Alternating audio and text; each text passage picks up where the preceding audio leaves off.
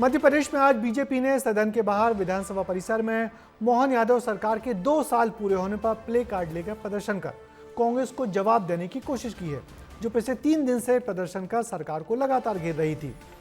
विधानसभा के शीतकालीन सत्र के आखिरी दिन आज कई मुद्दों पर गर्मा गर्म बहस हुई और उसके बाद 13,000 करोड़ का अनुपूरक बजट पारित कर यह विधानसभा सत्र समाप्त कर दिया गया।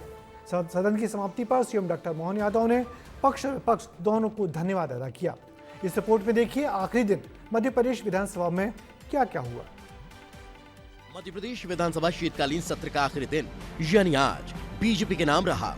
आज न कांग्रेस पूतना बनी, न बंदर, न कुछ और, क्योंकि आज बीजेपी ने कांग्रेस के पिछले 3 दिनों का जवाब अपने शक्ति प्रदर्शन से दिया। हाथों में तख्तियां थी और जुबान पर एक ही बात, मोहन सरकार के 2 साल बेमिसाल।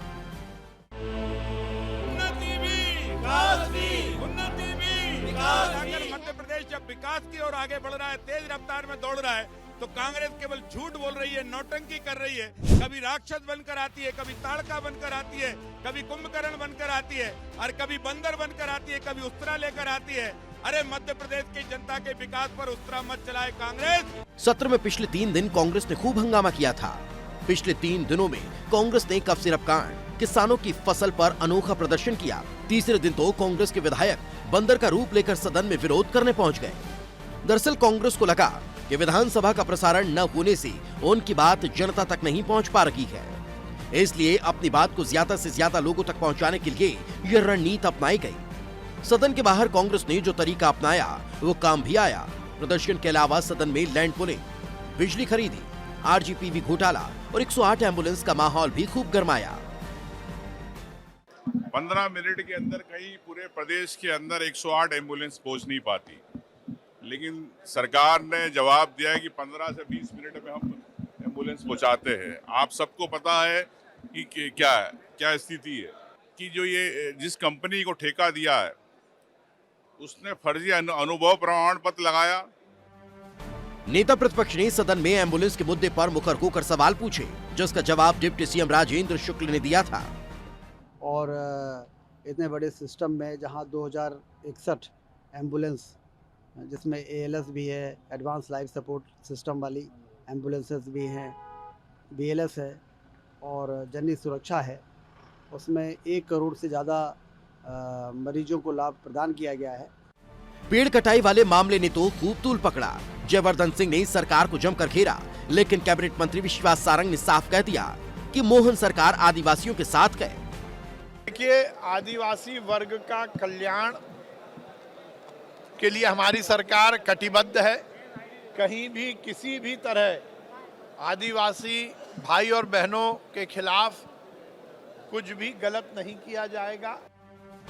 कांग्रेस ने प्रश्न किए, बीजेपी ने जवाब दिया। कई बार सियासत गरमाई और कई चर्चा हुई। इसी दौरान अनुपूरक बजट भी पेश किया गया, जिस पर चर्चा की गई।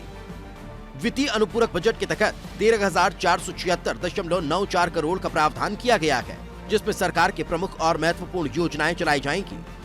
कृषि और अन्य महत्वपूर्ण कार्यों के लिए सदन ने राशि स्वीकृत कर दी। अनुपूरक बजट पेश होने के बाद मुख्यमंत्री ने खुशी जताई और सबका आभार भी, लेकिन विपक्ष इसे गैर जरूरी कार्यों में किया जा रहा खर्च बता रहा है। अपने अपने पक्ष की भूमिका रखे। मुझे संतोष है कि हमारे पक्ष के लोगों ने भी अच्छी बात रखी, माननीय मंत्रीगणों ने अच्छे से जवाब दिए। नेता प्रतिपक्ष ने उनकी भी जो आलोचना का तरीका था सकारात्मक था। सरकार का अनुपूरक बजट जनहित में नहीं था, ना युवाओं के लिए, ना उनकी नौकरी के बारे में कोई बात हुई, ना किसानों के लिए, ना मक्का खरीदी को लेके ना कोई प्रोविजन रखा गया। सरकार ना प्याज खरीदना चाहती है तो किसान रो रहा है। विधानसभा का शीतकालीन सत्र आज बहुत सारे प्रश्न और खूब सारे हंगामे के बाद अनिश्चित काल के लिए स्थगित कर दिया गया। इस दौरान कई मुद्दे उठाए गए, कई पर चर्चा हुई, लेकिन अब सत्र का असर धरातल पर कैसे और कब दिखाई देगा, ये देखने वाली बात होगी। विस्तार न्यूज के लिए विवेक पांडे की रिपोर्ट।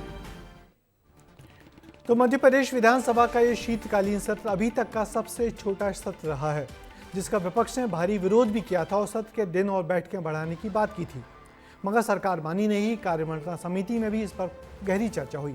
मगर सरकार अड़ी रही कि जितना कामकाज हो सत्र उतना ही होना चाहिए। वैसे सत्र को कांग्रेस के अजब गजब प्रदर्शनों के लिए खूब याद रखा जाएगा।